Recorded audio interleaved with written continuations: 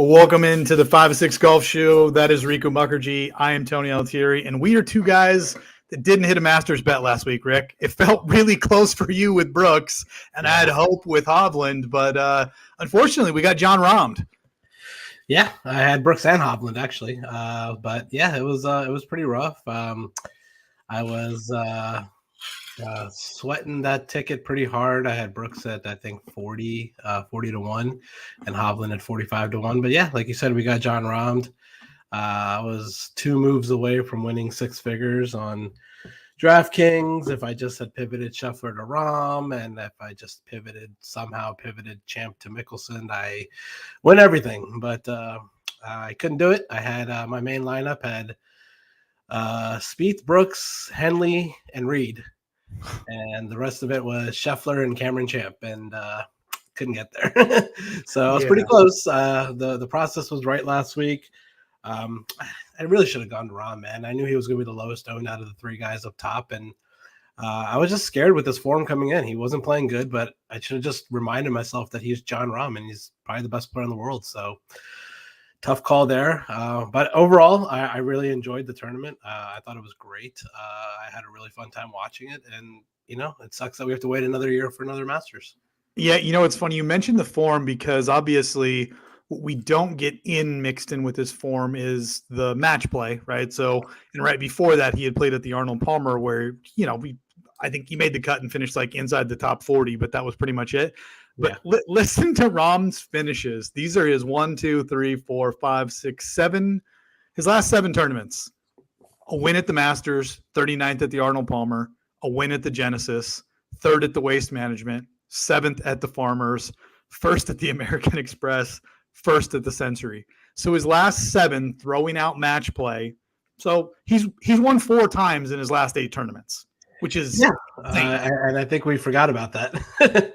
I mean, it's crazy because just to your point, it felt like because of the match play in the Arnold Palmer that he wasn't playing that great. Like we'd even joked last week. I'd made the comment that I was like, oh yeah, you play Jon Rahm in kind of California and then you circle back to him when you get to bent grass, right?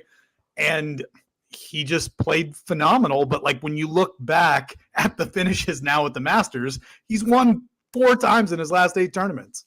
Yeah, and that's what I was just about to say. I think we just need to make mental notes to just fade him on Bermuda. I think that's the thing to do is just fade him on Bermuda and play him at bent and POA courses. And a little teaser to look ahead to what we're going to talk about later. He's looking like he's coming in sub 10% ownership this week, and that's crazy to think that Jon Rahm is going to be barely owned this week. But it is what it is. But what was your overall take of the Masters? I know there was a lot of people online bitching about the coverage on Saturday because Brooks and Rahm were playing, and it was nowhere to be found on television or on the app and all that stuff. I mean, I kind of am used to that with the Masters, but with the Masters app, it'd be nice if they had Brooks and Rahm as a featured group, which they didn't, and we couldn't see their front 9 on Saturday, which kind of sucked. But overall, I mean, the app is great. You get to see every single shot, and I mean, there's so many storylines with this event. PGA versus Liv. The Liv guys, they came through. Brooks and Phil and Reed, they came through, and obviously Tiger, more injury concerns with him, had to withdraw. So a lot of things to talk about in the Masters. I mean, what do you want to talk about? Well, I mean, the first thing to me is you got 3 Liv guys that finished inside the top 5 at the Masters. Brooks, Phil, and Reed. Everybody forgets about Reed, but Reed was live up until I want to say he bogeyed like 12 or 13. Like he was within 2 or 3 strokes. And, he chipped one close, missed the putt, bogeyed, and then he never really got any closer than that. But, he and Henley both were really, really close. The only ones outside of Brooks that had an opportunity to make a run. Phil and Jordan, shot an amazing round together, 65-66. Basically is the first guys out of the gate on reverse tee box order, finishing on the 9th hole. Yeah. So none of us ever really saw any of that other than, the last couple holes for Phil and Jordan because they were playing so well. Yeah. But I would say number one, Liv versus PGA. I think it's good for golf in general that the Liv guys are competitive.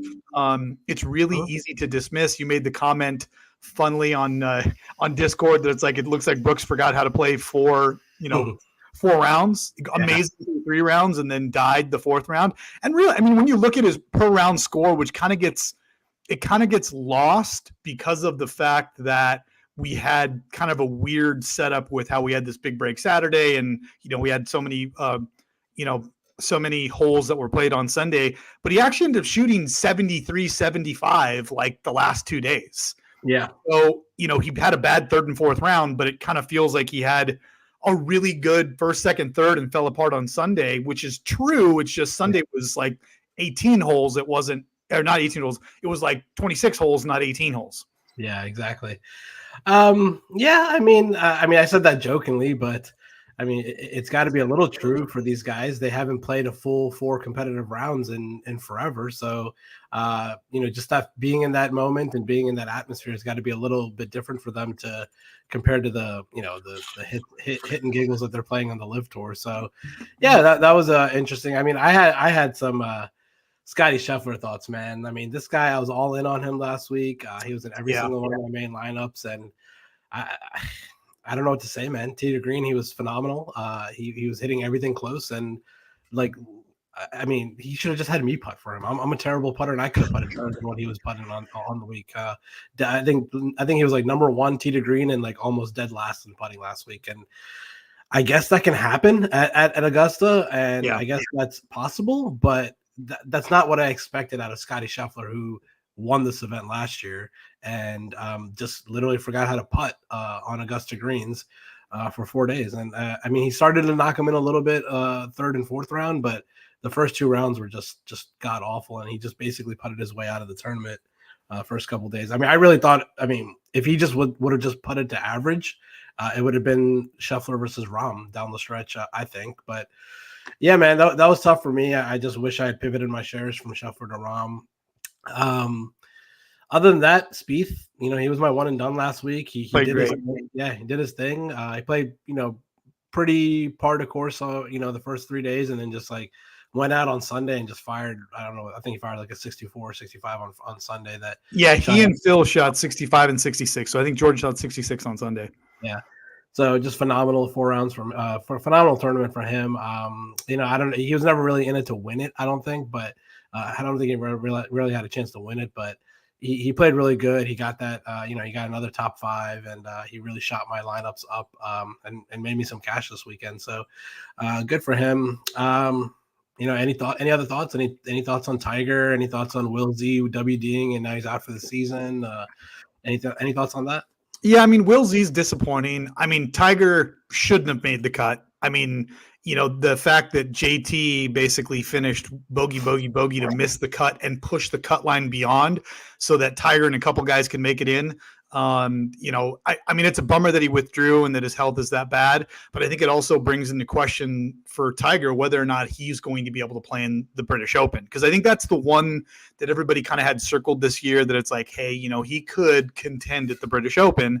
And, with him being unable to finish a competitive round at the Masters, which is also, I get it, it's a difficult walk, but it's also a comfort course for him. That's not a good sign. Will Z that's tough, man. You and I love losing money on Will Z and getting 5 or 6 lineups through with him in there. He killed me. I rolled the dice. I had him in 100% of my Masters lineups. And when he withdrew, it just murdered me. So, it is what it is. And I feel bad for him because, he just had this surgery 6 months ago or something like that. And now he's going back again. He never had surgery. So I thought he had it. And now this was the second procedure. No, this is the first time he actually had surgery. He just basically rested before. He didn't play golf for a while, and that kind of helped him with his back injury. And obviously we saw that he was still like tweaking and feeling it a little bit on his back. But he never had surgery, but he actually went through and got the surgery done this past Saturday, and it looks like he's going to miss the rest of the regular season. And he's trying to aim back for the fall swing season this upcoming fall. So we'll miss him this year, man. I love no Ryder Cup. Yeah, that's the big one for me with him. Yep, no Ryder Cup, no majors, rest of the season. So it kind of sucks. I mean, me and you both love Will Z. We love playing him. He's one of my favorites on tour. So it's gonna suck. We're gonna miss him, but just wish him the best of health and get back to playing Will Z golf. And hopefully next season he'll be back in contention in tournaments. Yeah, the other thing for me was I think because at least I had invested heavily in both guys, which were live guys, and I think they were the two live guys that everybody was like, okay, let's see it. Were DJ and Cam Smith, and they were kind of. I mean, DJ was terrible. Yeah. It was like he gave up after Friday, even though he made the cut. Like he played god awful. He shot +7 in the third round, which was terrible. Yeah, I mean, he was so bad. And then, I mean, Cam Smith was just kind of like, he was never even there. I mean, it was just, I mean, it was really weird because I thought he would contend. Jason Day, I think we finally saw like whatever magic beans Jason Day has been calling upon to bring back the form. I think we finally saw that fall apart. The guy shot an 80 on Sunday. Yeah. But yeah, Cam Smith was probably, I think of everything that I was curious to see and was like watching for on at Augusta, Cam Smith being a no-show was probably the one thing that surprised me the most. Yeah, it surprised me in the sense that we thought Cam Smith is a great fit for that course, but listening to his press conferences on Monday, I think he spoke on Monday, and he was talking about how he didn't practice much over the off season, just kind of getting fat off of his big live checks and stuff like that, and he wasn't really happy where his game was. And when he said all that, I was like, I don't think I'm going to really play Cam Smith this week. I got to see it from him. Maybe play him later in the year in the Open or something like that. But I wasn't too surprised by that. I think the biggest surprise for me this tournament was Phil Mickelson. I just did not expect. Oh yeah. I mean that was number one surprise for me. A runner-up finish from Phil when he literally had the worst live finishes that you can think of. Like, just not has been playing good golf at all year and for a while now. So pretty surprising for me there. I mean, other than that, the other big storyline, I guess, is Cantlay, him and his terrible slow play, something that we're used to. I mean, this is the reason why I always say that I really hate rooting for Patrick Cantlay. I really hate playing Patrick Cantlay, even though I kind of like him this upcoming week. But sure. Yeah, just him taking, I don't even understand. It takes like 6 minutes to line up with like a 3-foot putt or a 4-foot putt. Like, what are you doing? And I think Cantlay's play really cost Koepka, really cost Hovland possibly. Jon Rahm was like, I don't know. I guess he was able to fight through the slow play or whatever. Like Koepka said, Jon Rahm went to the bathroom like 7 times. Maybe Rahm was going to Rahm was going to the bathroom just cool himself off from being pissed off at Cantlay's play in front of him. I don't know, but yeah, that guy is just brutal to watch, man. Like, and he played so bad. He shot 75 on Sunday, taking 5 minutes or 10 minutes per shot, and I felt bad for Brooks and Rahm behind him, man. Yeah, Cantlay is one of those guys. He's extremely difficult to like. He looks like an asshole. He plays slow. The other guys can't stand him. And but again, he doesn't have a bad reputation. He looks like a jerk. And to me, if I'm Cantlay's like publicist, I tell him, dude, lean full into being the heel of the PGA Tour. Be the new Patrick Reed. Like, be that guy. Have everybody hate you because the controversy will breed interest. And the PGA Tour, they need storylines. Like I mentioned it, the live guys competing, showing up, and being present, being a significant storyline in the end of the Masters. I think it's great for both tours. It's great for golf. It's great for content like this because I think it brings interest. I think the best thing that could have happened would have been if Phil or Brooks would have won that damn thing. If they would have won, like, all you would have heard about on Monday was how Liv won the Masters. Yeah. And I think it would have carried a lot farther than what happened. As it is, I mean, I'm glad for Phil because even though I'm not a big Phil guy, like, it felt like people have been piling on him for just months and months and months. Like, he's this uber terrible person. Yes, he was always a jerk. Yes, he was the first guy to raise his hand and say, I'm happy to take blood money. You can, shove it where the sun don't shine. And he turned a lot of people off. The book that was written about him, all the articles, the things that he said even after the fact, he probably deserved a lot of that stuff. But at the same point in time, I was like, it's not like this guy's actually killing people or, actively doing terrible things. He's just being an idiot. And he was getting so much grief. Like, I felt like it was too much. So I was glad to see him play well and for some people to kind of come back to being like, hey, good for Phil. Yeah. I mean, I was kind of rooting for him on the weekend. I mean, like he even though I thought he was going to play terrible, I was very pleasantly surprised with how he played. I was enjoying watching his round on Sunday. Him and Spieth going back and forth was entertainment for me. I thought I kind of missed all these guys playing together. Like it's been a while since all these guys have played together, so I kind of missed that. But yeah, it was entertaining to watch for sure. I guess the only other storyline we haven't really talked about, Sam Bennett, man. I mean, this guy, as an amateur, was in the final group in the third round at the Masters, which is just hella impressive. I mean, I bought into the Gordon Sargent hype, and I bet A lot of people did. A lot top of people 20 did. when he ended up being bad, and Sam Bennett played phenomenal. I know he fell off a little on the weekends. Maybe had a little bit to do with the conditions and the pressure and stuff like that. But back-to-back 68s, one bogey through the first two rounds. Yeah. He's kind of a dick. He looks like he's kind of just like a bro that just like chews tobacco and doesn't give The a soul patch is what does it for me. As annoying as my mustache is, the soul patch is the worst move. Like the worst facial hair move is the pure soul patch, nothing else. Other than like the dude that has chops. Like the guy that has chops, like that and the soul patch, like that is just terrible. I think I was listening to Kenny and Tambo talk about it, but Kenny was talking about we need a villain in the PGA Tour, and I think he could be potentially the next villain with his chewing tobacco and spinning golf clubs and stuff like that. So that'd be exciting to at least get someone that's not a live guy to be a villain on the tour again. So he might be the next one, but he played phenomenal, man. I got to give it up to him. Obviously, it was low am. He was the only one that made the cut. So big ups to him. I know he got a lot of money through his I know he was an amateur, but he got supposedly up to 7 figures through his NIL deal through college for That's fantastic. Yeah. So I mean, honestly, as much money as he's going to generate for Texas A&M doing what he did at the Masters, he should get something. And these NIL deals, they're really strange, man. I was always an advocate for college athletes being paid for their likenesses being used by universities, the NCAA, to make money. Like, but the issue is it's the Wild West right now. So these kids are doing everything and anything because the rules really haven't been spelled out very well.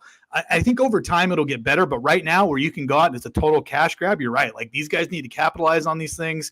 And guys like him, where, college golf isn't a huge draw, it's amazing golf to watch if you ever have an opportunity at 3 a.m. on a replay on the Golf Channel when there's nothing else on. Like men's college golf is fantastic, but the thing is nobody really pays attention to it. It takes somebody like Sam Bennett having the showing that he did at the Masters, these amateurs coming up. Pearson Cootie's another example from the University of Texas, showing up, playing very, very well in PGA Tour events. Like that's good for college golf. That's good for golf in general. All of that bodes well, and these kids should get paid for those kinds of things. I agree. I totally agree with all that. I'm glad that stuff has finally changed. And yeah, man, I don't really have much else from the Masters. It was bet wise, it was disappointing for us. Draft days, it was decent for me. Big loser.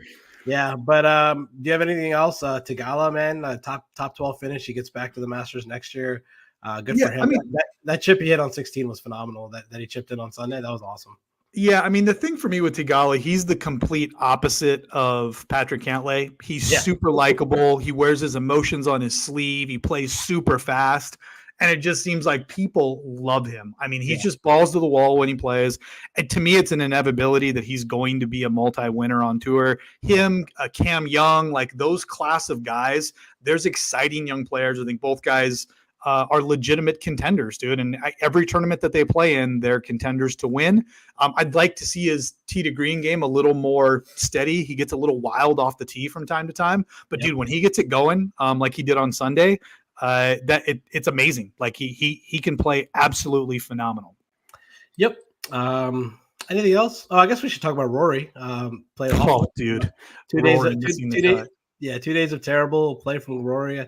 I think I don't know what it is, man. Like, I think he just puts way too much pressure on himself to win that green jacket. Ever since he had that opportunity, what was it, like 10 years ago when he had the lead going into the back nine and then he played like 40 or whatever. But I think he just puts way too much pressure on himself to win the Masters, and he can just never get going with a good first round. His first round is what sinks him every single year. He shoots like 73 or 74. He doesn't break par like ever on his first round. And I feel like if he just got in there and just shot like 2 under on Thursday, he would give him a little momentum into the tournament, Don't put too much pressure on yourself, and then he could potentially win the tournament. But he just sucks on Thursdays at the Masters. I don't know what it is.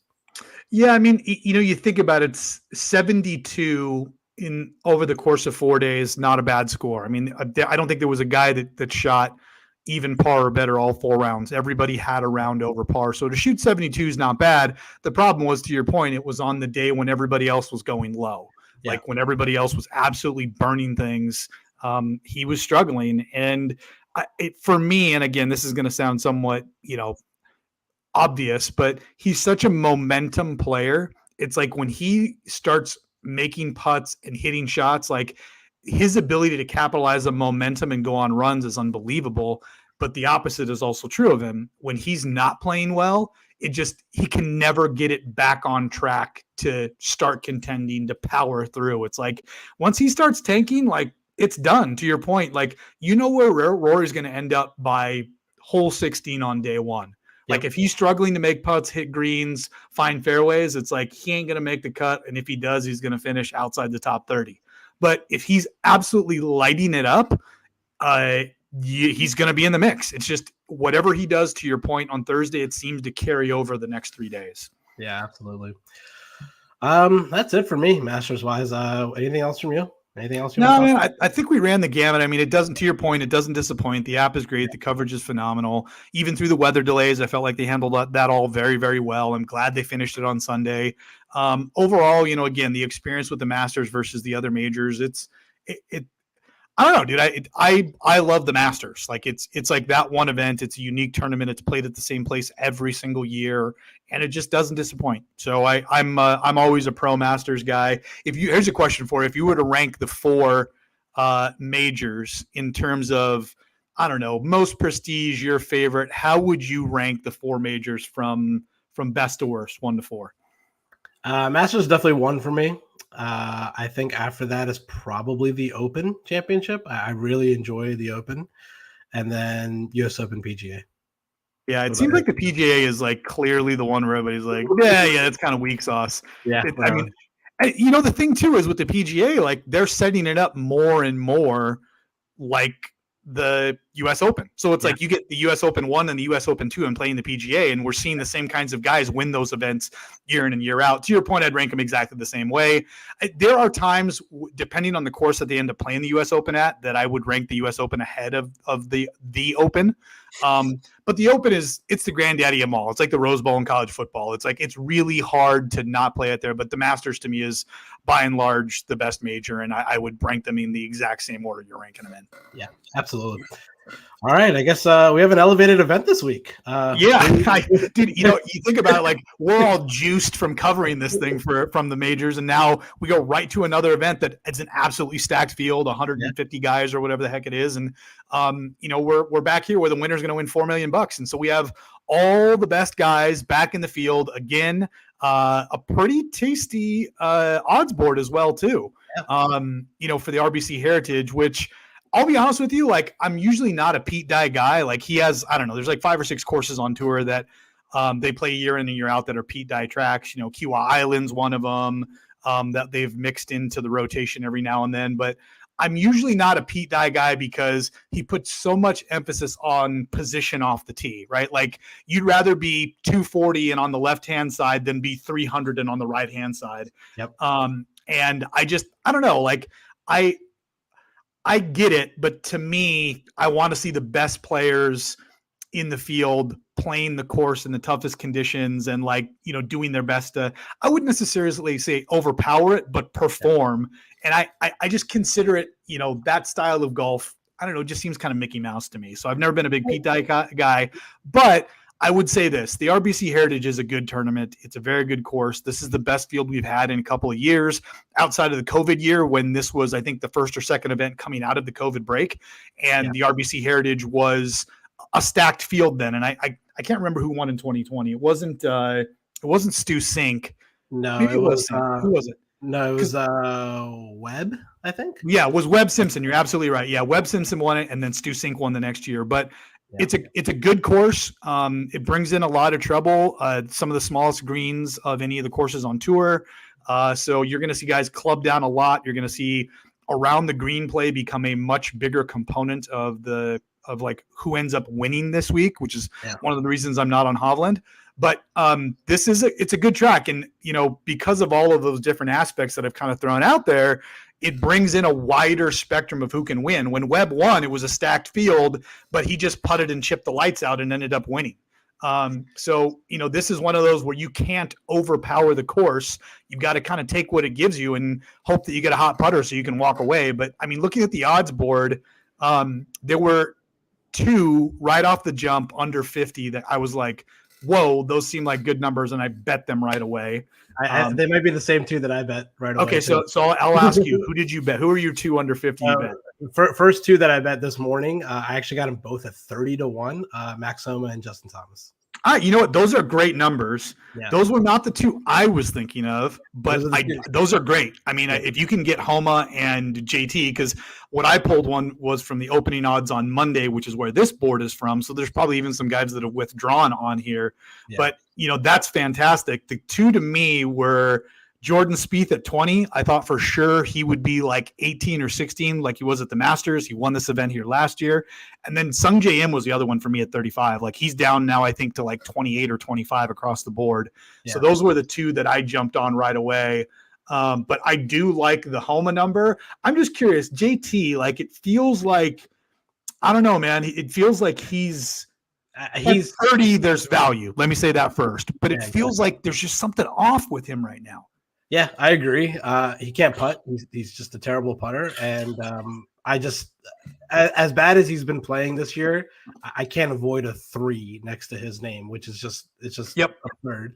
Justin Thomas should not be 30-1 in a field like this. So, I saw those two numbers this morning. Homo has gotten beaten down to like it looks like 25 on your sheet, but they both opened at 30, and I was like, I think those are two pretty good numbers for two really good golfers. So I put money on both of them, and other than that, I haven't made any other bets. But I like the Spieth call at 20. He obviously is the defending champion, so we know he can win at this course. And he played well last week. I like Lowry. Fantastic right now. I like Lowry at 30. He has great course. Yeah, that's a good number, I think, for him. Anyone down the board that you like? I Rose and Fowler both at 50 have my attention. I have not bet either. But I like both of those numbers. You talk about Pete Dye, Siwoo Kim at 80. I know he typically hasn't had a great run at this course. I'm not going to mention Gary Woodland. I'm just going to go right past him. But I do love me some Gary Wood. But Kurt Kitayama at 125. There was a moment last week when Gary Woodland he was flirting with it.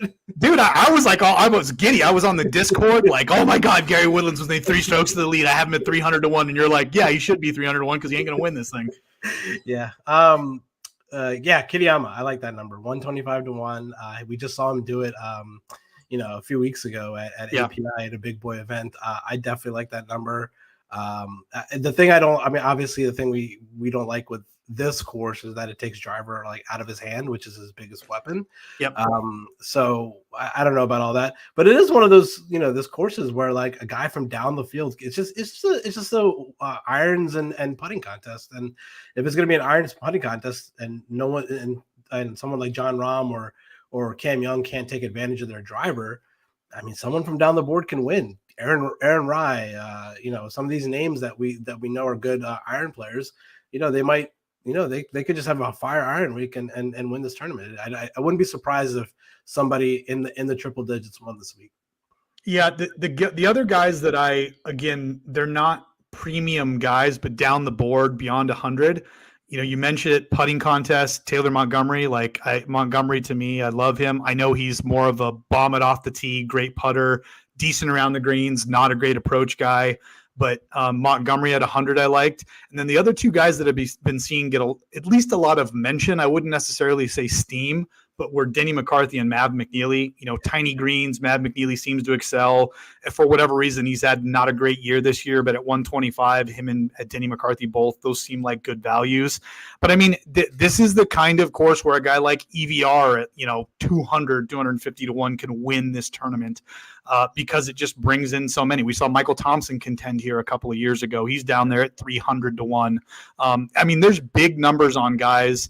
that have a legitimate chance and that can contend here. So I do like it. I think it's also another good week where if you don't end up putting too much money down up front, you can live bet some guys at some pretty big numbers, 80, 100 to 1. Some of the guys from way, way back, your Kazires and Neesmiths, those kind of guys making runs, in round 1, round 2, live bet them, and they can hold on and win a tournament like this. Yeah, we saw it. It was a few years ago when Kadira came back from pretty far back and won this tournament. So yeah, we've seen some long shot winners here, but we have the staple guys here that play good every year, year in and year out. Patrick Cantlay, Matt Kuchar, Shane Lowry. Like, these are the guys that have the course history, and I think course history is a little important this week. So let's get into it, man. DraftKings wise.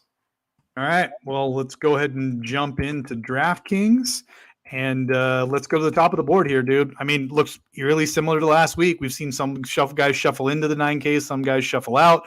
But, obviously Jon Rahm with a bullet, him and Scotty Scheffler both at 11,000 or higher. Here's the key question. This is one of those courses where, again, in previous years when it was an elevated event and the field of guys wasn't as strong, that it was like a clear course history course. You play your Webb Simpsons, you play these guys that just year in and year out, your Matt Kuchars that just show up in top 10 here every year. Now that we've got the best players in the world, how do you think that's going to affect lineup construction? Well, we haven't seen Jon Rahm, Scotty Scheffler, Victor Hovland. We haven't seen a lot of these Tony Finau play this course before, or maybe haven't played it for a few years. Do you think people will still lean heavily on course history, or do you think, no, we're just going to see people grab a couple guys from the top and then drop down to the low 7Ks because it is compressed pricing? I think it's going to be the course history guys, because I alluded to it earlier. Right now, Rahm's coming in at like 9% ownership, which is crazy. Crazy, yeah. So why shouldn't we go back to Jon Rahm here? I understand that he won the Masters last week, but he's a father of 2 kids. I don't think he's going out and getting drunk on Sunday night or anything like that. He's kind of a family guy. He's a little bit more mature now, so I think he's won his Masters, celebrated with his family that night, and flew to Harbortown the next day, and he's ready to go play. Yeah, I think as close as this place is to Augusta, you could drive from Augusta to Harbortown if you wanted to. Yeah, exactly. So I like that. Jon Rahm at sub 10% ownership is going to be really, really tough for me to not take a look at. What about Spieth right below that? Everybody's gravitating towards Scheffler. It feels like this is a perfect course for Scheffler. But dude, Spieth won this event last year, and he's coming in at like 10, 11% ownership right now. Yeah, it's looking like the chalk in this range is going to be Cantlay, Morikawa, and Scheffler, and Spieth and Rahm are going to be pivots. So that's pretty surprising to me. I'll be completely honest with you. I didn't think it would. I thought if anything, Spieth would be chalk, but Spieth is a pivot here. Rahm is a pivot here. I kind of like that a lot. I think my overall favorite play in this range is going to be Patrick Cantlay. Even though he's coming in as the chalk in this range, can't deny the fact that his course history here is just phenomenal. Runner up last year, and then a third and a seventh in 2019 and 2018. Most strokes gained total at this course, over the course of the last 16 rounds or something like that. Just phenomenal course history here. It's a course where he just his iron tee to green play just comes in perfectly for him. So Patrick Cantlay is probably going to be my favorite play above 10K. In the 9K range, it's looking like pretty flat ownership. I'm not seeing much. Looks like everyone, from Homa to Hovland is between 10 to 15%, so nothing real chalky. I'll go back to Cam Young. I like Cam Young at 9,600. I think he's probably my favorite play in the 9K range. Obviously, he played really well last week. He played really well here last year. Had a third place finish here, his first time out. Even though it's one of those courses that takes driver out of his hand, which is his biggest weapon, I just think that Cam Young's one of those guys that can play at every single course. I don't care whether it's a short course, a long course. I think his game is suited to play any single course. And I think he's live to win this week. He is one of those guys that is on the precipice of winning. I have no doubt in my mind he's going to win one of these big boy events sooner or later, and I think this week could be it. Yeah, no, I think Cam Young's a great call. I do like him. It feels like he's trending.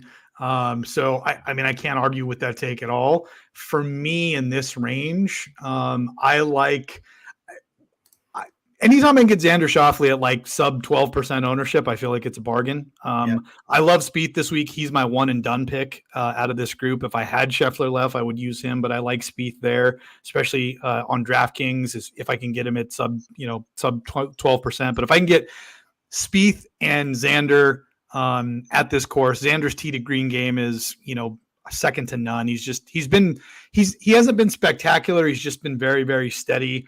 And Xander's one of those guys, like, I feel like when you put 3-wood and long iron in his hands, like, I just feel like his game gets that much better. Not to say that he's not great off the tee with the driver, because he is, but I like him at club down courses. So I would say for me, it's Spieth and Xander, and that's probably more because of ownership than anything else at this point in time, because I think every one of these guys is a phenomenal play. Yeah, I think Spieth and Xander, if you start your lineups with those two guys, is going to be very different. I think the most common start is going to be Cantlay Young or Cantlay Justin Thomas. We'll get to him in a minute, but yeah, I think that's going to be the most like common start. So if you're looking to get different, a Xander Spieth start is. I don't think you can go wrong with that at this course, even though Xander doesn't have the greatest course history here. He's kind of true. Yeah, pretty bad course history here. I think he's a different player now. He's one echelon above than what he was when he played this 3 years ago. So yeah, I think Spieth Xander is a very good start if you're trying to be unique and have a nice GPP lineup. So I don't mind that. I like that call. So let's see. I'm just going to do it on my phone, right? So if you go Spieth Xander, it leaves you with basically 7,600 per guy. Yep. So, I mean, you could go down and get, you could go get a chalky guy like a Kuchar or who's the other chalky guy in that range? Or Poston. Like you go Kuchar Poston, play the course history narrative, and then go grab two other guys at like either low 8 or mid 7 and have a pretty solid lineup that, to your point, is different despite the fact that you've got two of their chalkier guys in Kuch and Poston in there. Yeah, I totally agree. If you're going to start like that, I mean, when we talk about like roster construction, when we talk about chalky lineups and stuff like that, you can be chalky at a couple spots. Like that's okay. If you can't be chalky at all 6 spots. Like exactly. Like you can't go Cantlay. I'm talking about GPPs, cash game. That's different. But like you can't go like Cantlay, Thomas, Kuchar, Connors. Posted. Like you can't make that lineup and expect to win a GPP. Yeah, there's a bunch of other people submitting the exact same lineup. Exactly. You have to be different. So if you're going to start off different with Spieth Xander, you can go to a couple chalky pieces down below and then try to round out your lineup with somebody different. So it's a good way to talk about roster construction. So yeah, man. Those are my guys up here. I think I'm going to go Rahm, Spieth Cantlay, Cam Young, and Max Homa. I think those are my plays up here, and I think I'm gonna cross everyone else out. Yeah, for me, it's like I love those plays. I don't think you can go wrong this week with any of these guys. I think they're all solid plays, so I can't make an argument against any one of them right now. The only guy I would a little bit was maybe Hovland, just because historically, based off of the stats around the green, is more important here than a lot of other aspects like off the tee. And anytime that's a factor, it scares me to death about Hovland. Yeah. Dropping down into the 8Ks, JT sneaks down below $9,000. Burns is right there. Sungjae is there. The guys that everybody seems to love are Lowry and Sungjae down in this range. But I mean, dude, Tigala, who we talked about at 8,000, that seems like a bargain to me. Fleetwood, who's been playing really, really well. I mean, he hasn't done anything spectacular, but he's just been really solid here over the last couple of months. His last, 5 or 6 tournaments, he's got 2 top 20s. He's got a top 5 that he at the Valspar, which I would say is, a pretty comparable course to this one in terms of the skill set that it takes to win. But, how do you feel about Fleetwood? It feels like, I don't know, 8, 9, 10%. Like that's fairly good for him compared to what we usually get him at. Yeah, I don't mind it. He's definitely going to be a nice pivot off of Shane Lowry, right above him.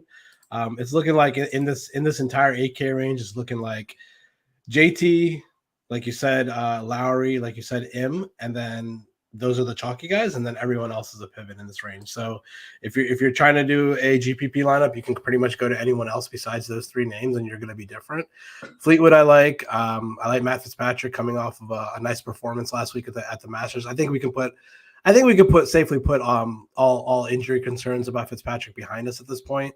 Yeah, I think he looked pretty healthy last week. He was striking the ball well, and I think last week's going to give him a lot of confidence this week. I think this is a perfect course for him. I think this a price at 8,500. Forgotten man. Yeah, forgotten man. He's coming in at low ownership, but at a course where driver's not that important. His length is not that important at this course. Irons and putting. I do like Tom Kim as a nice pivot off of Sung Jae Im. Out of the chalky guys, between JT, Lowry, and M, I know you like M, but I think I like Lowry the most, man. I think he's really, really, really suited for this course. A third place finish last year, a ninth the year before that, a third 4 years ago. So great course history, sticky course history for him. So I think out of the three chalky guys, I like Lowry the most. And then out of the pivot guys, I would say I like Tom Kim the most, and Fitzpatrick and Fleetwood are close second for me. Yeah, I would say pivot wise, I mean, I agree with you 100% on Lowry. I mean, as much as I like him here, and I did post the bet at 35, like I love Lowry this week. It's difficult to argue with the course history. But I would say I would go Fitz than Tom Kim. The guy that is kind of a forgotten man to me in this range too, who has been playing really well, is, I mean, Sam Burns. We're on Bermuda. I mean, we're down in the Southeast. Like, Sam Burns. I mean, like, really? The guy showed up, won the. We won the match play. Obviously, the Masters, he had a couple up and down rounds, but, Sam Burns at low ownership is, I guess the $8,700 price tag is really the key. I mean, you have, in my opinion, of anybody probably in this range other than JT, the highest potential to win, but also the highest potential to miss the cut out of all the guys in the AKs. Yep, I totally agree with that. That's a good take. Yeah, I mean, he's a perfect squeeze play here. Chalky JT above him, chalky Sung Jae below him. He's going to be the guy that's going to win you a GPP. So I totally agree with that. I mean, he didn't play bad last week. Like, he didn't play great. Obviously, he had a 29th place finish last week. So nothing to be too happy about. But like you said, he just won on Bermuda a couple weeks ago at the match play, and he had a 6th place finish at the Valspar 3 weeks ago. So, like you said, we're back in the Southeast on Bermuda. This is his jam. So I like Sam Burns. That's a good call for a nice pivot play off of JT. Dropping down into the 7Ks, and I know we got to hustle, Rick, because you got a hard stop. But let's go through the 7Ks here. Give me your guys above 7,500 that you like, and then your guys below 7,500. Let's kind of look at those two buckets separately. Okay. Above 7,500 and above, Kuchar and Connors are going to be the chalk. I think there's no doubt about that. Even though Connors played like absolute ass last week, this is, he burned everybody, dude. Yeah. Although a lot of people pivoted off him to Brooks, and it paid off. Yeah. I guess we can just chalk that up to, like, coming off of a win in Valero. We knew that at some point Connors is going to bust as a chalk at the Masters, whatever. He had a couple days extra to rest. So, I think this is a perfect course for him. Tee to green play, irons, and tee to green play here is perfect. So that's the reason why he's coming as chalk. Kuchar's coming in as chalk because of his course history. Phenomenal course history for him. For me, I think my favorite play above 7,500 and above is probably going to be Siwoo, 7,600. He's coming in low owned. His course history is, pretty okay. Like, there's, he had a runner-up finish before. He makes the cut here almost every year. He's been playing good golf. He made the cut at the Masters last week. I like Siwoo at this course. TPC course he's always good at also. I like Wyndham Clark. I like Chris Kirk. Like, these are nice, like, low-owned plays that you can play. Out of the chalky guys between Connors and Kuchar, I probably like Kuchar a little bit more, just because he has better course history. So don't mind the Kuchar play. Who do you like? I mean, I know Henley played really well last week, and he's coming in low-owned this week. So do you like Henley at all? Yeah, I mean, the issue with Henley is he hasn't been very good at this tournament, right? He's got like a bunch of missed cuts and a bunch of top 10 finishes. Like, it's all over the board, but that's Russell Henley. His best surface traditionally putting is Bermuda. So I would say if I'm going to take a chance on Russell Henley, it's this week on Bermuda at a course where it should be a Russell Henley course. Like, he should be Matt Kuchar 2.0 here. So I'll take a chance on him. Dude, I like Rose and Fowler this week. You mentioned some of the other guys that I like as well, but both guys are playing really, really well. Fowler not being at the Masters, just missing it. I think there's some motivation for him. I'm going to continue to ride that wave. So I like Fowler, especially at 7,600. I feel like there's value there. Chris Kirk was the other guy you mentioned that I really, really like above there. And then I mentioned him earlier in the show on the betting side, but Montgomery.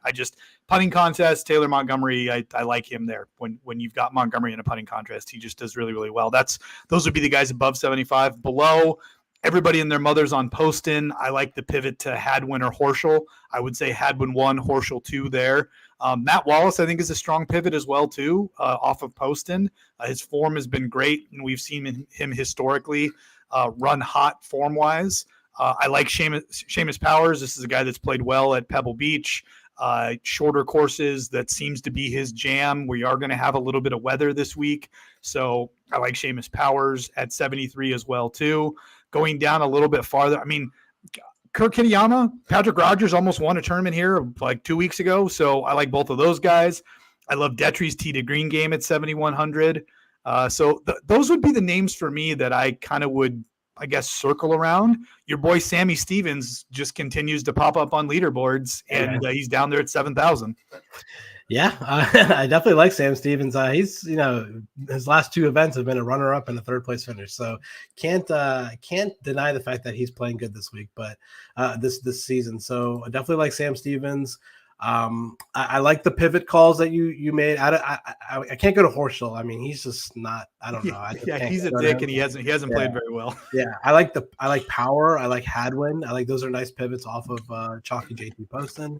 I don't mind the Matt Wallace call. Ryan Fox played well last week. Denny McCarthy, this seems like a perfect course for him.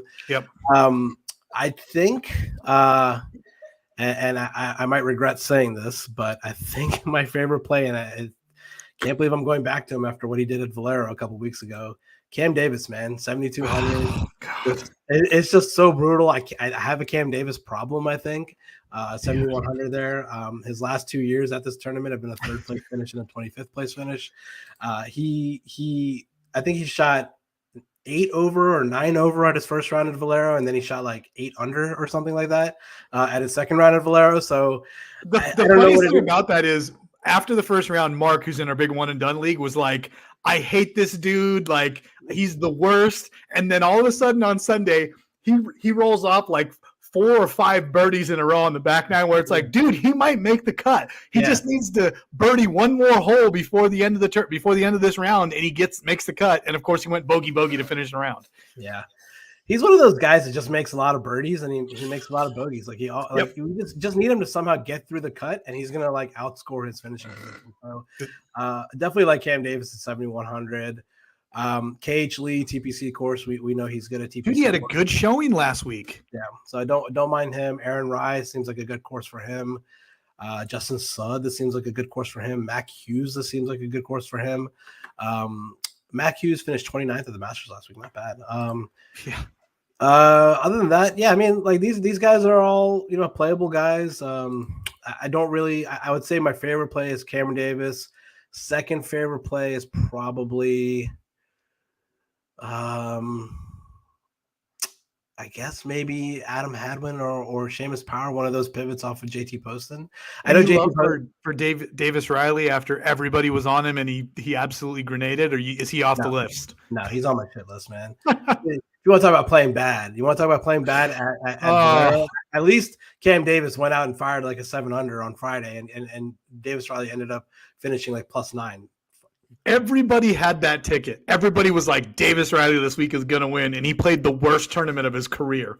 Yeah, no, I'm out on Davis Riley, but yeah, man. I mean, these are guys that you can play that I would feel comfortable with. I mean, even someone like a Matt Wallace who just won a couple events ago and played decent at Valero. Like these are definitely guys that if you're going to start your lineup off with the guys that we talked about up top, and you're going to want to round off your lineups at the low 7,000s, pretty much everyone besides like JT Poston is not chalk. Like JT Poston's chalk, and then the only other chalk that I'm seeing below 7,500 is maybe a little love for Tom Hoagie. I don't really play Tom Hoagie, so I can't really go there. So as long as you don't play JT Poston, you can pretty much play anyone, and you're going to round off your lineup with someone different. So definitely like a lot of guys down here. There's a lot of playable guys down here. And these are the guys you're going to want to nail to win a GPP.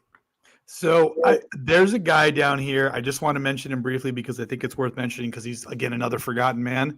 12 straight made cuts in a row, 2 top 5 finishes in his last 4 tournaments. It's Justin Sutt, $7,000. Yeah, man. I mean, the kid's playing fantastic, and he's 7,000 in this field. I like it. What is his? Do we know what his splits are? And when it comes to Bermuda, so he's a much better putter on the POA than anything else. Bermuda and bent, he basically is, like what I would call average. Okay. So he's a slightly positive putter. Yeah, he's looking like he's the best putter on POA. Is he a California kid? Where's he from? That's a great question. I don't know where Suh is from originally. I think he played his college golf, and I may have him mixed up with Brandon Wu. I think he played his college golf at Florida State. Like I said, I could have that backwards. Yeah, that's Justin Suh went to USC. So there you go. So he is a Southern California guy. He's a California guy. Makes sense why he likes POA better than any other surface. But yeah, man, he's been playing good golf over the last month and a half. I like that play, 7,000. But my favorite guy, as usual, will be right below him. If you want to just go to the next slide at 6,900, Ben Griffin, right at the top. Play him every week. Those 3 guys at the top of 69 there, Ben Griffin, Brandon Wu, and Brendan Todd, I think are all solid plays. Yeah, I don't mind it. I like. Ben Griffin has treated me so well all year. The guy just makes cut after cut. Short Bermuda tracks are like his specialty. So it is 100%.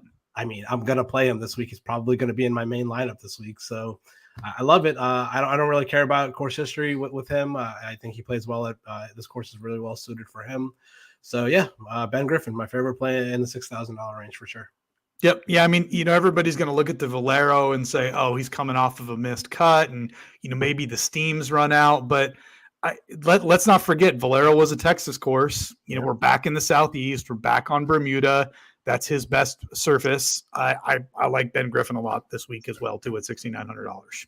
Yeah. I like the calls on Wu. I like the call on Todd. JJ Spawn's been playing a little bit better recently. I don't mind those guys at 6,900. Akshay at 6,800. I mean, this is a coastal track that he seems to thrive at, like him at 6,800. Tyler Duncan has really nice course history here at 6,800. That's a playing good too. He's made a lot of cuts in a row here. Good play for him. Davis Thompson at 6,700. I don't really boomer bust. He's just like Lipsky to me. Boomer bust. Boomer bust is right. CT Pan's back. We were talking about him about a week ago. Yeah, I texted Tony last week. I was like, where the hell has CT Pan been? Like, has he been like injured or something? And then we looked it up. He hasn't played since I think the RSM with an injury. So he's back. Yeah, CT Pan. Is it this one or the Travelers? He won one of these where you win some kind of weird jacket. I can never remember if it's this one or the other one. Colonial, like one of those. Those courses that kind of run together. Yeah, he won this event before. This event. Yeah, so I mean, I don't mind the CT Pan call. I mean, this was like the Luke Donald Open for a while. Luke Donald's down here at 6,400. So, him and Zach Johnson. We saw Zach Johnson just make the cut at the Masters, and we're expecting a little bit of weather. It's a course that doesn't require a lot of distance off the tee. So, Zach Johnson at 6,400 is another like, okay, maybe give it a shot. Your boy Ben Taylor's down here too at $6,500. Yeah, he's back. I don't know where he's been the last few weeks, but yeah. Didn't he get married or something? I swear, like he didn't play because he got married, and then he came back and he missed like 2 cuts in a row, and everybody's like, all right, I'm off that deal. I don't know that storyline, so maybe. Kadira passed champion at 6,300. I don't really know what he's been up to, but I don't really have many other names. Nicholas Echevarria at 6,200. The kid that won, yeah. He just won at where did he win at? Punta Cana. Yeah, he just won a PGA Tour event a few weeks ago, so not bad. Don't mind him. Stewie Sink at 6,500. He won here a couple of years ago, so he's been playing really bad. He just can't make a cut on tour right now, so don't know about him. So there's 3 guys that I'll throw out that are all at 65. And they're right by each other is Gim, Hickok, and Hubbard. Like all 3 of those guys have made, like 2 or 3 cuts out of the last like 5 events. Like they're playing. Gim is probably playing the best of the 3. But Cam Hickok on Bermuda. I like Cam Hickok on Bermuda. He's made 3 out of his last 4 cuts. Nothing amazing, but again, at $6,500, we're just looking somebody to get us through the cut. Like play the weekend. Yep. Any love for Luke Donald? No. Nah, I don't know, dude. I struggle with old guys. It's tough for me to get there with these old cats. Time has passed him by. I'm starting to get there with Kisner where I can't play Kisner anymore, and he's not even old. Yeah. Luke Donald has 5 runner-up finishes at this event. It's crazy. 5. He's never won this event. He has 5 runner-up finishes. That's wild. I know, but they were all like 5 years ago. Yeah. Well, no, they were like 15 years ago. There you go. Yeah, exactly. So yeah.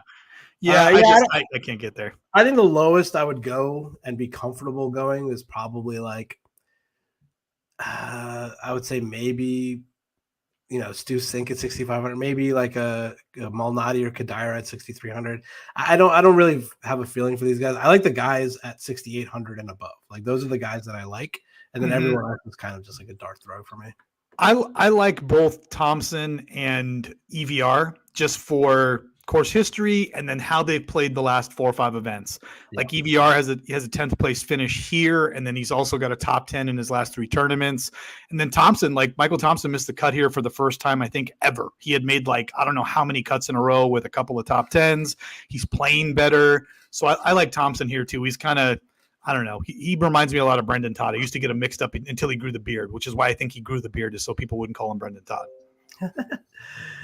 Yeah, that's all I really got. Anything else? I think that's it, man. I think we've kind of beat it to death. Yeah, I mean, if you can, to your point, say above $6,700 for your last man in, I think you're going to be in really good shape because there's strong options there. Yep. Do we have a one and done update? Yeah. We do, and I'm still screwing up the font. God, I hate this. I made gained a little ground on Chris this week. I did. He had I had Spieth, and he had who did he have for one and done last week? Let's see here. Chris had Cam Smith, so nothing great from Cam Smith last week. So I gained a little ground on him. You, Jake, and Mike are still kind of hovering. Yeah, we still have 6 elevated events left, so a lot of time to catch up. But yeah, Chris is going with Jordan Spieth this week. I am rolling with Patrick Cantlay this week.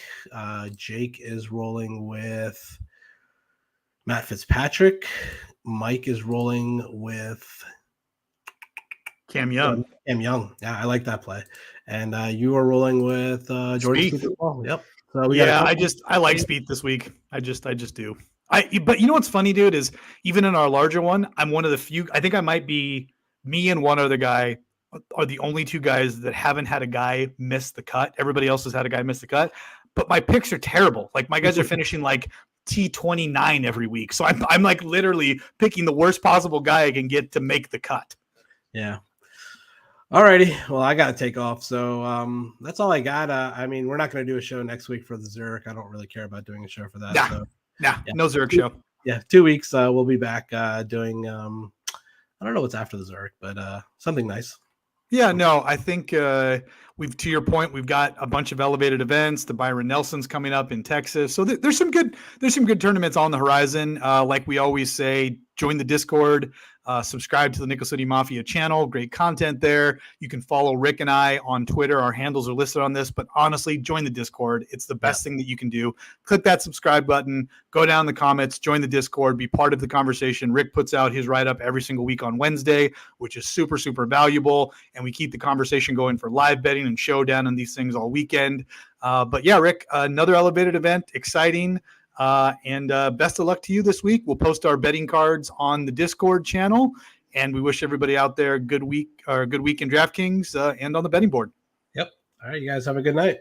Take care, man.